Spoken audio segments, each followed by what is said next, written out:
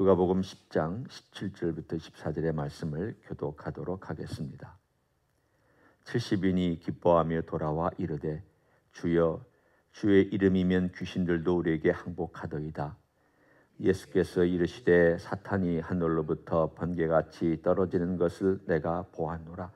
내가 너희에게 뱀과 정갈을 밟으며 원수의 모든 능력을 제어할 권능을 주었으니 너희를 해칠 자가 결코 없으리라.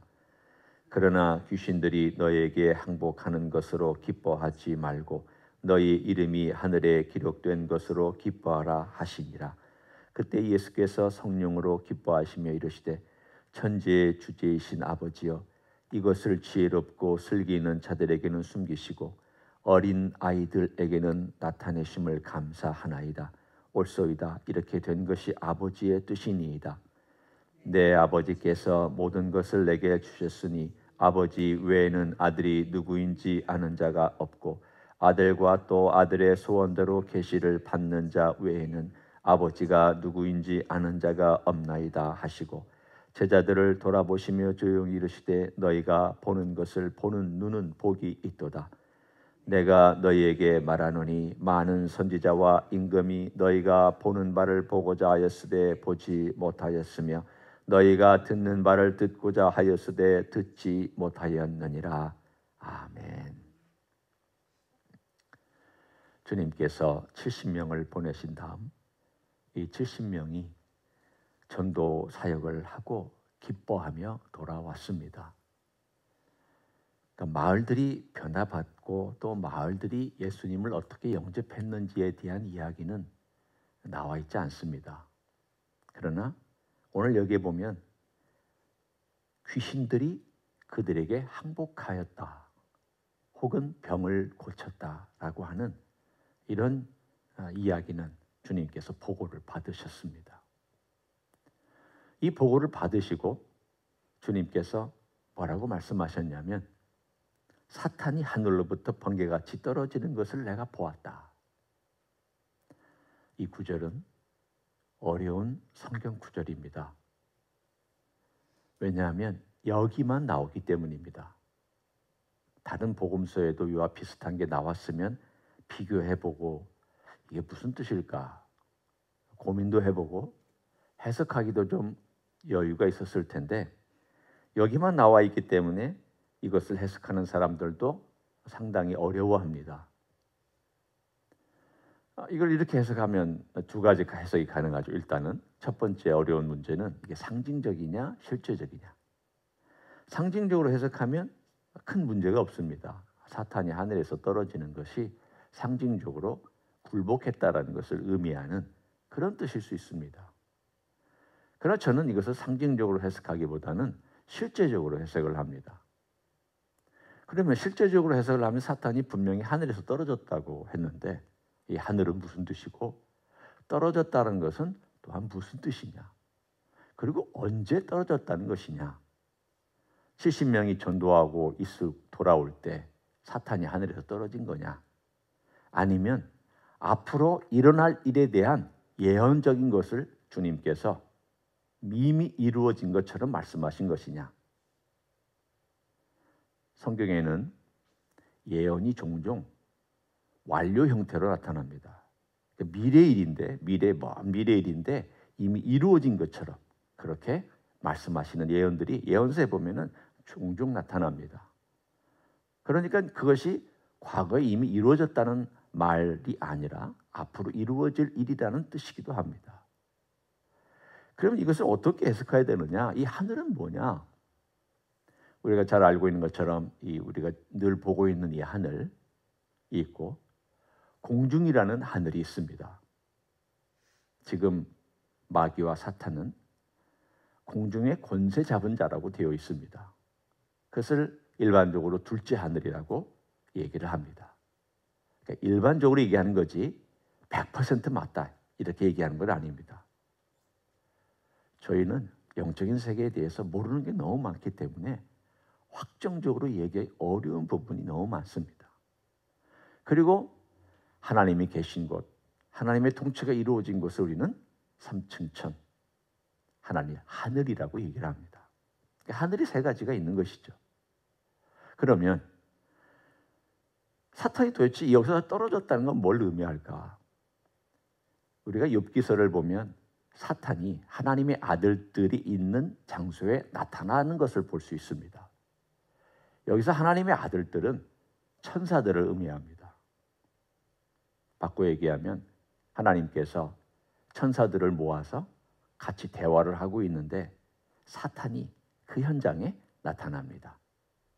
그리고 하나님과 사탄의 대화가 욥기 1장에 보면 있습니다. 그걸 보면 사탄이 적어도 욥기를 적었을 때 혹은 구약 시대에는 하늘에 들락날락 거린 것 같습니다. 어떤 이유로 하나님이 허락하셨는지는 모르지만 하나님 앞에 나타나기도 하고 사탄이 천사들이 있는 자리에 오기도 했던 것 같습니다.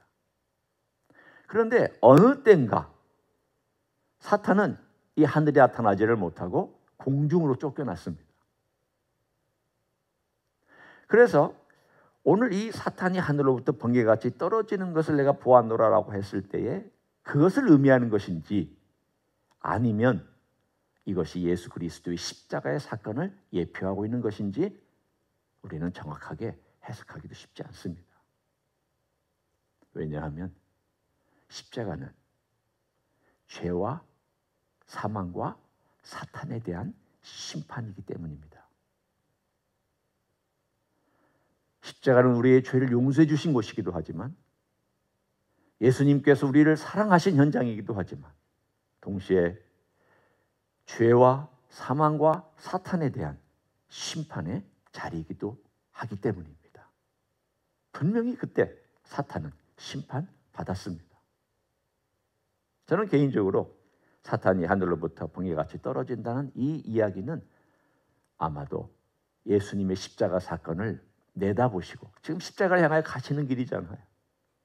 그리고 십자가를 치시기 전에 70명을 보내신 것이고 마지막에 그들을 향하여서 하나님 나라의 복음을 전하고 계시기 때문에 이 사건은 십자가 사건을 겨냥하시는 예수님의 메시지라고 저는 개인적으로 해석합니다.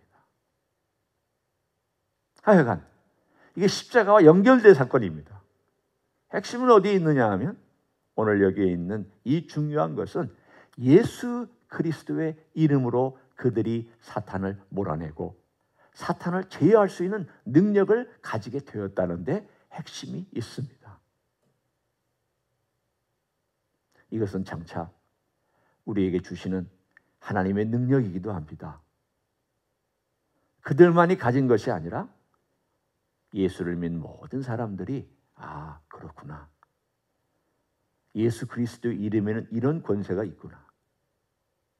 주님께서 요한복음에서 누누이 강조하셨던 너희가 이제까지는 내 이름으로 구하지 아니하였지만 이제 내 이름으로 구해라. 뭘 주님께서 놓고 말씀하셨냐면 십자가를 놓고 말씀하신 내용입니다. 요한복음의 이야기는 다분히 십자가 이야기입니다. 십자가의 사랑, 그분께서 빛 가운데 오셔서 우리를 위해서 죄를 지시고 이런 모든 것들의 이야기를 요한복음은 담고 있습니다. 그 요한복음에서 예수님께서 십자가를 지심으로 이제는 내가 이 모든 것을 완성할 것이니까 내 이름으로 기도해라. 내가 너희들의 모든 것을 들어줄 것이다. 오늘 그 이야기가 여기에서도 나와 있습니다. 여기에 보면 뭐라고 했는지 한번 17절에 보십시오. 70인이 기뻐하며 돌아와 이르되 주여 주의 이름이면 귀신들도 우리에게 항복하더이다. 예표적인 사건입니다. 예수님의 이름 앞에 귀신들이 항복하는 것을 그들은 기뻐했습니다. 그럴 때 주님께서 이렇게 말씀하셨습니다. 얘들아, 너희가 권능을 행하는 것 때문에 기뻐하지 마라. 그리고 너희가 무언가를 할 수 있는 그러한 사람이라는 것 때문에 기뻐하지 말고 너희가 하나님의 아들과 딸이 된 것을 기뻐해라.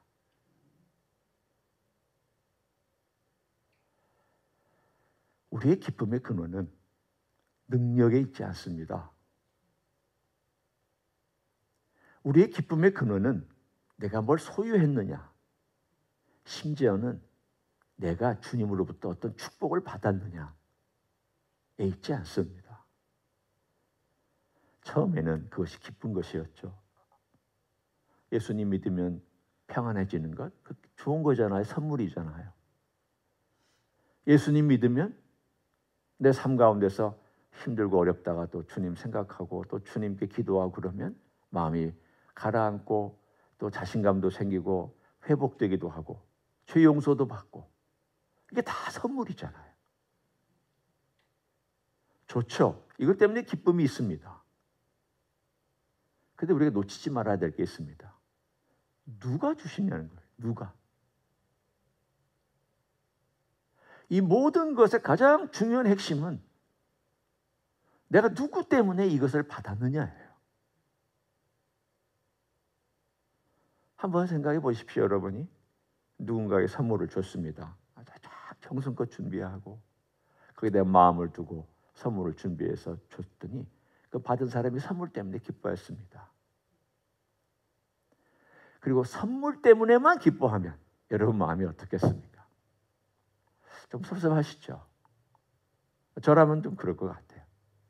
그 선물을 준 사람의 마음, 그 당사자, 그분에 대한 생각이 떠올라야 그게 선물의 가치가 있는 거잖아요. 아, 그분이 나를 생각하고 이렇게 마음을 쓰고 정성껏 준비하고 나를 위해서 줬구나. 참 고맙다. 그래서 그분을 만날 때 감사합니다. 고맙습니다. 저를 이렇게 생각해 주시고 저에게 이런 선물까지 주셔서 참 기쁩니다. 오늘의 얘기가 그 얘기입니다. 20절에 보면 그러나 귀신들이 너에게 항복하는 것으로 기뻐하지 말라. 그 너의 기쁨의 근원 아니다. 정말 기뻐하는 것은 너의 이름이 하늘에 기록된 것으로 기뻐하라. 이걸 제가 바꾸고 이렇게 얘기를 합니다. 너희가 하늘 가족, 하나님 아버지의 가족 되어서 너희 이름이 아버지의 호적에 올라가 있는 것이 기쁜 것이다. 하나님의 아들 되고 딸 된 거 기쁜 것이다. 너희가 옛날에는 사탄에 붙잡혀서 살았지 않았느냐? 옛날에는 죄에 붙잡혀 살지 않았느냐? 그런데 하나님께서 너를 자녀 삼아 주시고 자녀가 되고 나니까 그런 것들이 나도 모르게 씻겨나가고 이겨지고 또 사탄을 이길 수도 있고 어둠의 권세를 이길 수도 있는, 그것은 자동적으로 따라오는 것이다. 뭐가 먼저입니까? 선물도 선물을 주신 분이 먼저고 선물이 그 다음이잖아요. 마찬가지입니다. 우리가 무엇 때문에 기뻐해야 되느냐? 내가 받은 선물 때문에 기뻐하는 것이 아니라 선물을 주신 분 때문에 기뻐하고 내가 그분과 하나 되고 그분의 가족 된 것 때문에 기뻐할 줄 아는 것. 그 생각을 하면서 이 자리에 가만히 앉아서 그래, 참 그게 참 얼마나 좋은 건데, 이 마음에 이렇게 그 생각을 하고 있으니까 내가 하나님 아버지의 아들 된 것이 얼마나 좋은 건데, 이게 얼마나 귀한 건데 라는 그러한 생각 때문에 마음 가운데 이렇게 짜릿한 감동이 그 생각을 하면서 저에게 찾아왔습니다. 그것이 우리의 기쁨입니다. 주님께서 또 기뻐하셨습니다. 성경에 주님께서 기뻐하셨다라고 나오는 유일한 구절이 10장 21절입니다. 그 말은 예수님은 늘 근엄하시기만 하셨냐, 늘 인상만 쓰고 사셨냐, 그 얘기는 아닙니다. 예수님 왜 기뻐하시는 일이 없었겠습니까? 찬치할 때 제자들과 함께 같이 음식 드시고 또 포도주를 드시면서 주님 웃고 같이 대화하셨겠죠. 그건 당연한 거 아닙니까? 그러나 성경에 그걸 기록하지는 않았습니다. 주님께서 기뻐하셨다, 웃으셨다. 그런데 여기 21절에 보면은 성령으로 기뻐하시며 이르시되, 다른 말로 하면 주님께서 웃음을 띄우시면서 얼굴에 전체가 기뻐하시면서 그러면서 성령의 충만해서 말씀하시기를 천지의 주제이신 아버지 이것을 지혜롭고 슬기 있는 자들에게는 숨기시고 어린아이들에게 나타내심을 감사하나이다 옳소이다 이렇게 된 것이 아버지의 뜻이니이다. 하나님 아버지의 뜻을 기뻐하고 또 이들이 어린아이처럼 이 일을 기뻐하는 것을 주님 기뻐하셨습니다. 여기서 어린아이는 누구냐? 여기서 어린아이는 바로 어린아이같이 하늘나라를 받들고 하나님 나라의 복음을 전파하고 어린아이들처럼 기뻐하고 있는 70명의 제자들을 어린아이라고 말씀해 주고 계십니다. 여기 바로 그런 사람들이잖아요. 어린아이 특징은 영접하는 겁니다. 받아들이는 겁니다. 순전한 마음으로 주님을 받든 것을 어린아이라고 말씀하고 있습니다. 오늘 여기에 드디어 주님께서 자주 쓰는 단어가 나옵니다. 자, 21절부터 24절에 쭉 보면 아버지라는 단어가 몇 번 나오는지, 아들이라는 단어가 또 몇 번 나오는지, 어린 아이들이라는 단어가 몇 번 나오는지, 그 가족에 쓰고 있는 단어들을 한번 헤아려 보겠습니다. 21절 천지의 주제이신 아버지여 이것을 지혜롭고 슬기는 자들에겐 숨기시고 어린아이들에게 나타내심을 감사하나이다. 옳소이다 이렇게 된 것이 아버지의 뜻이니이다. 22절 내 아버지께서 모든 것을 내게 주셨으니 아버지 외에는 아들이 누구인지 아는 자가 없고 아들과 또 아들의 소원대로 계시를 받은 자 외에는 아버지가 누구인지 아는 자가 없나이다. 총 9번 나옵니다. 아버지, 아들, 어린아이들. 식구의 개념을 말씀합니다. 예수님의 제일 큰 기쁨이 뭔지 생각해 보셔야 됩니다. 그거는 여러분과 저를 식구 만든 겁니다. 예수님께서 이 땅에 오셔서 정말 기뻐하신 것은 죄인이었던 내가 하나님의 식구가 된 것을 예수님은 제일 기뻐하셨습니다. 지금도 그러실 것입니다. 한 영혼이 예수님께로 돌아와서 하나님의 자녀가 되고 하나님의 아들과 딸이 되는 것을 예수님은 제일 기뻐하실 겁니다. 이 세상에서 무엇보다도 기뻐하는 주님의 기쁨.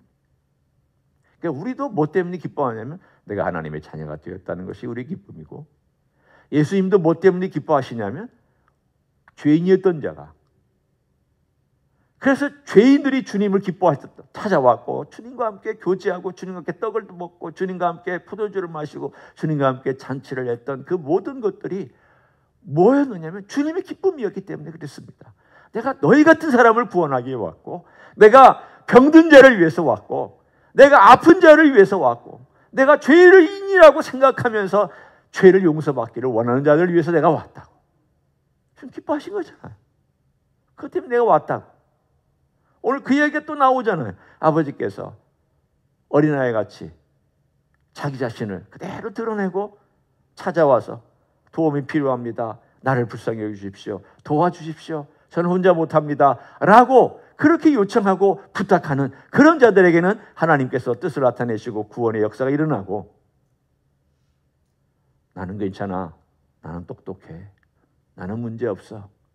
나는 그런 것 내가 해결할 수 있어. 라는 자들에게는 그것이 숨겨져 있는 것이 아버지의 뜻입니다. 이걸 기뻐하면서 오늘 주님께서 그것을 경험하는 너희가 복이 있다. 그렇게 말씀하셨습니다. 여러분, 오늘 우리는 하루 이렇게 좀 살았으면 좋겠습니다. 오늘 내가 어떤 복이 있나? 내가 복을 참 많이 받은 것 같은데 어떤 복이 있나? 여러 가지가 있을 것 같아요.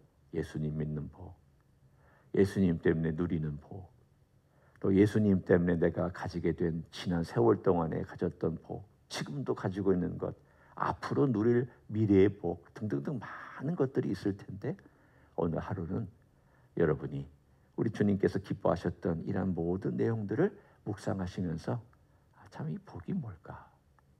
그리고 주님이 나에게 이런 복을 주시면서 기뻐하셨던 예수님의 얼굴은 어떤 얼굴이셨을까? 이런 것들을 묵상하시며 선지자들이 그렇게 경험하기를 원했던 날이 우리에게는 이미 우리의 소유가 되었던 것을 마음으로 여기시면서 복된 하루가 되시기를 예수님의 이름으로 간절히 축원합니다. 기도하겠습니다. 하나님 아버지 고맙습니다. 우리가 어떻게 해서 하나님의 자녀가 되었는지 이런저런 이야기들을 할 수도 있고 이런저런 간증을 할 수가 있겠지만 분명한 것은 그것이 아버지의 뜻인 줄 믿습니다. 아버지의 역사인 줄 믿습니다. 아버지께서 행하셨기 때문에 이루어진 일인 줄 믿습니다. 우리가 예수 믿겠다고 계획 세운 것도 아니고 우리가 예수님을 알아서 믿는 것도 아니고 예수님이 누구신지 우리가 우리의 눈으로 확인해서 믿는 것도 아니었습니다. 어느 순간 하나님의 은혜로 예수님의 놀라운 은혜가 찾아왔고 예수님을 알게 되고 영접하였던 그 귀한 은혜가 신비롭고 감사한 일이고 놀라운 일인 것을 고백합니다. 이 선물을 우리에게 주셨습니다. 그렇지만 제일 귀중한 선물은 예수님 자신입니다. 하나님 아버지 자신입니다. 성령님 자신입니다. 하나님 삼위일체가 나와 함께 하시고 나를 가족 삼아 주시고 나와 함께 동행해 주시고 나와 함께 교제하시고 하나님의 자녀로 하나님의 가족으로 만들어 주신 이것이 가장 놀랍고 가장 신비롭고 가장 영광스러운 일인 것을 고백합니다. 이런 놀라운 일을 우리에게 선물로 주셨으니 주님이 복된 날, 이 복된 축복들 오늘 하루도 우리의 삶을 가득 채우고 우리의 얼굴을 가득 채우는 귀한 시간들 되게 축복하여 주시옵소서.